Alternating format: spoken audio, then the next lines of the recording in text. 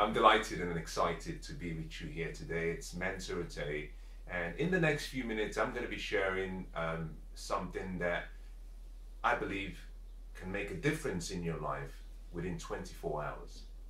Now, I haven't used that line just to grab your attention. I genuinely mean it. And I can say that because the principles and the strategies I'm about to share with you are infallible, and they've literally changed my life. I'm going to be talking about the principle called pay yourself first. Pay yourself first. If you've come across that statement before, then perhaps you're probably slightly familiar with what I'm about to share. But I want to ask that you do something for me. I want you to just listen without any attachment to perhaps your preconceived beliefs and your philosophies and your ideas, and also your experiences. I just want you to imagine yourself as a child, and for the next few minutes, just listen to what I have to share. Don't accept it immediately. Don't reject it. Be open to it. And at the end, with the information, make a choice for yourself as to whether you believe anything that I've shared with you can help make your life better. If the answer is yes, then I want you to use it. If you believe the answer is no, then I'm happy for you to discard it. Now, what is the principle called pay yourself first? Well, if you go back as far as ancient times began, and I'm talking about going as far as the Babylonian times. Now, to go as far as the Babylonian times, we're talking about, as far back as 4,000, 5,000 years ago. The Babylonians in ancient history were one of the wealthiest nations that ever existed. But they didn't start in that position of affluence and wealth. The Babylonians had a society where there were very few people who were very wealthy and rich, and they had a lot more of the general public who were very poor. And on one occasion, the king at the time of Babylon found that he wasn't generating as much income from taxes as he should. And so he started to ask questions amongst his aides and all of his advisors. What they informed him was that there were some men and some women who were paying extremely well. They were paying huge amounts in taxes because they were very rich. And that percentage represented about less than 0.5% of the entire population. What they also found, now what those people were paying in taxes, the rich, exceeded what the remaining 99.9995 of the population paid. And so the king decided that it wasn't quite right. He sat down and he asked one of his closest aides the question. The question was, how can we change the economy but also change our financial position as a government? And his aide gave him a very clever idea. His aide said that the problem the country had was that very few people understood how to create wealth. But that could be solved if the king was willing to ask the wealthiest man at the time to teach a group of people how he created his wealth and give them step-by-step guides and, in principle, mentor them so that they could do the same thing. This was meant to be a test, like a test exercise with a small selected group. So the king accepted that recommendation, and then he called in this wealthy man and he asked if he would do the country, not him, the country, a favor.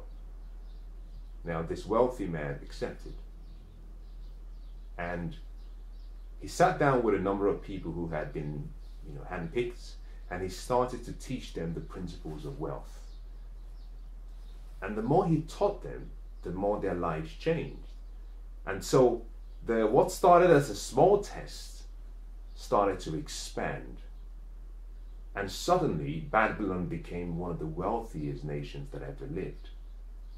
Now, one of the principles that this wealthy man talked about and taught is one that we still use today and is still relevant today. You see, in life there are only about 5 or 6 fundamental principles that make life work in any area of life you try to look into. And within the area of wealth, this is perhaps one of the most important. It's important because it's the foundation upon which wealth is created, but also wealth can be multiplied and protected. So it's not just about creating wealth. You want to create, you want to protect, you want to multiply your wealth. The pay yourself principle goes with the notion that what you earn every month, whether that be from a salary, whether that be from a wage, whether that be through commissions, even through a business, what you earn, you have to set aside a portion of what you earn for yourself. Now, you and I perhaps understand the logic, but I've found from my experience and having spoken to friends and spoken to my clients and customers and spoken to various people, one of the things I come to the realization is that our lives are so busy, we have so many responsibilities, and unfortunately very few pay themselves first. As a matter of fact, in my lifetime I've only met a handful of people who, one, understand this concept, and two, who practice it relentlessly. Let me give you something to think about as I slowly explain this concept further. There's a difference between the wealthy and the rich, and the poor or the average. One of the differences is that poor people or average people, they spend what they earn first, and then whatever is left, they allocate the balance or some of the balance to saving or investing, usually saving. Now, the wealthy and the rich, those who become millionaires and billionaires, do the opposite. They invest first and then they save what's left. Now, if you look at it, you might say, well, it's really the same activities, but what they have in common is same activities, however, the sequence is different. You see, it's not really what you do. It's the underlying reason, the why behind what you do, the purpose behind what you do, the intents, the energy, the vision, the benefits that are tied to why you're doing what you do. You see, the wealthy understood the same principle of the ancient Babylonians, and they still practice it. And that is what I want you to adopt from today. Every day you have 24 hours, 24 beautiful hours. Of those 24 hours, the average adult invests 8 hours in an office working, or in a factory, or whatever means that they use to generate an income or have a source of income. Although we invest about 8 hours in a job, in total, if you were to add the time for travel to and from work, the time for preparing, getting ready to go to work, we spend about 12 hours. Now, that's 12 hours from the 16 hours left, especially if you consider that 8 hours is for sleep. So take out 8 hours from 24 hours, you have 16 hours left, which we call the waking day. From the 16 hours, we spend 12 hours working for money, giving our service in exchange for a compensation.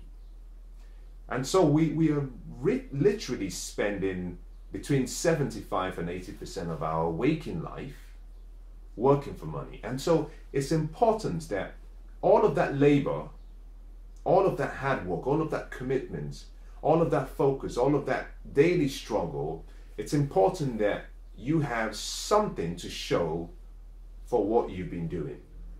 And I believe that the most important person in your world is you. And because you are the most important person in your world, you deserve what we call the first piece.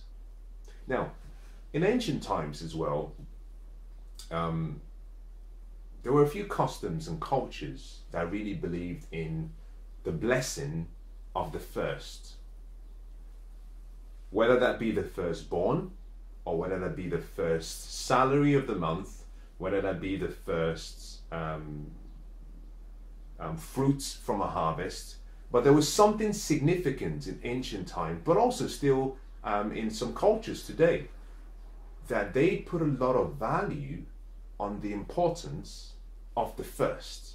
They believe that the first has a level of blessing that the rest do not have. As a matter of fact, in certain parts of Asia and certain parts of Africa, the firstborn is always given preferential treatment. As a matter of fact, in a family, the firstborn tends to inherit twice what all the other siblings or offsprings inherit. If a father has a son or a mother has a son, the firstborn from a list of children gets the best portions, and then the rest is distributed amongst the children. And that is the significance of first. Now, I think that you are the most important person in your universe, in your world, and you deserve the first piece, the first slice of the cake, the first piece of the pie.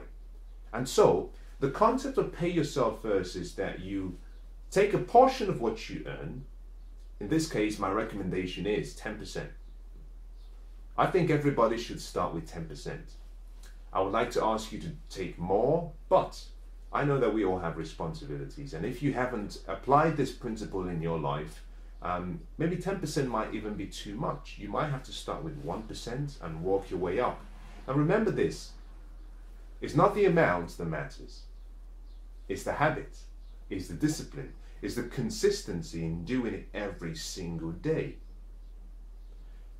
But 10% is a great number, because if you can allocate 10% of what you earn to yourself, then what you're doing is you're giving yourself what we call an incentive. You're giving yourself the permission to start to create wealth. Now, the pay yourself principle has to be seen and almost viewed the way you would see your taxes. Now, all of us, if you have a job, if you have a regular job, by a regular job I mean if you work for a company, work for an organization, and you're paid a salary, an income, you're paid some wages, commission. Even a business also has an income, business income. All of that is captured and kept under what we call the umbrella of what we term as active income, which is income that you get from the exchange of your time. Now, if you have an income from a job, then the first line of your expense is always your taxes. That's the first thing that is taken from your pay slip. If you're part of a pension scheme, then you also get to pay your pension contribution, and then the balance is put in your bank account. Now, we call that your net income. Your gross income is what you have before any deductions are taken. Now, just the same way that your taxes are mandatory and you have to pay them, you also have to see the pay yourself 10% as an expense. You have to see it as almost like a tax. Effectively, you're saying to yourself, I'm going to tax myself, and I'm going to take this taxes of 10% that I put on myself, and I'm going to invest it and let it compound. So you're taking 10% of what you have now, and you're literally sending it into the future. Now, unlike your taxes that you never get to see, with this chosen tax methodology, you take the money and you push it into the future. The only difference is when you come to get the money in the future, it's multiplied. It's multiplying in so many, many ways. So you must see this as a tax on yourself for your future. And the best way to do this is to automate it. Now, my recommendation is if you work for a company, you're better off going straight to the company and saying, I want a payroll deduction from my salary. I want 10% of my income to go to a different bank account. And part of the reason you do that is because once that is set up, you do not need self-discipline. You don't need to be thoughtful about the whole process. You don't need focus. You don't need persistence. You don't need to worry about forgetting. The money is taken from your salary. Before the money comes into your regular bank account, it's gone. So what you get to see in your account is all you have to live on. And I have almost a feeling, but also a deep conviction that what you see will decide where your energy moves and how your energy is distributed.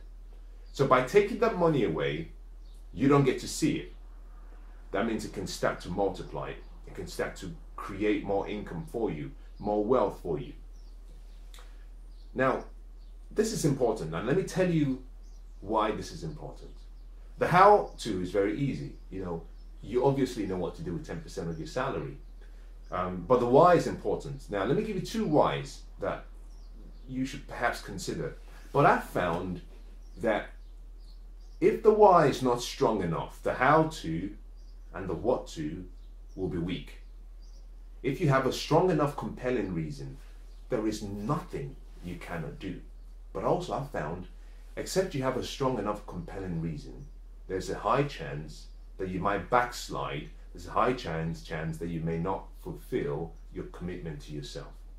So before you decide to pay yourself first, you have to have a compelling reason. You have to have almost an obsession. And part of the way I did this in my life was I had to paint the picture of the future so beautifully well, in such a way that I could see the pain of not doing it, and I can compare it against the pleasure of doing it. And by looking at both of them, I decided you couldn't compare both. If I didn't do it and I went for instant gratification, I felt good in the present, but within a few months it was gone.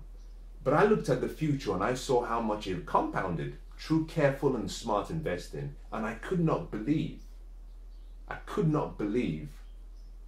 just could not believe what I would possibly be entitled to by carefully investing just 10% of my salary over a period of time.